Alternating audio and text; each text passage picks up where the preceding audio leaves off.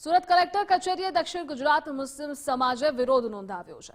ધાર્મિક સંસ્થાઓ, મદરેસા, કબ્રસ્તાન સહિત વકફની મિલકતોને નિશાન બનાવતા હોવાનો મુસ્લિમ સમાજે આક્ષેપ કર્યો છે। સાથે જ ધાર્મિક સંસ્થાઓને નિશાન બનાવી ખંડણી વસૂલતી ટોળકી સામે કાર્યવાહીની માંગ પણ કરવામાં આવી છે। તો વારંવાર થતી હેરાનગતિથી ત્રસ્ત મુસ્લિમ સમાજે કલેક્ટરને આવેદનપત્ર આપી કાયદેસરની કાર્યવાહી હાથ ધરવા માંગ કરી છે।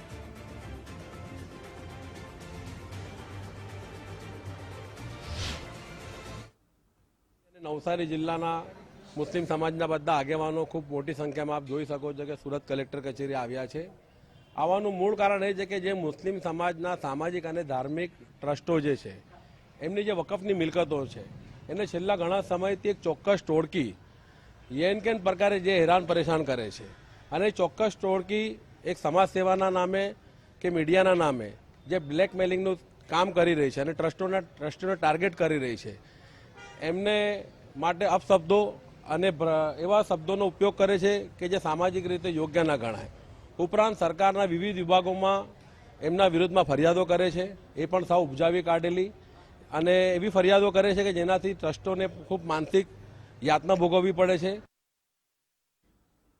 તો હાલ બુલેટિનમાં બસ આટલું। વધુ સમાચારો માટે આપ જોતા રહો ગુજરાત।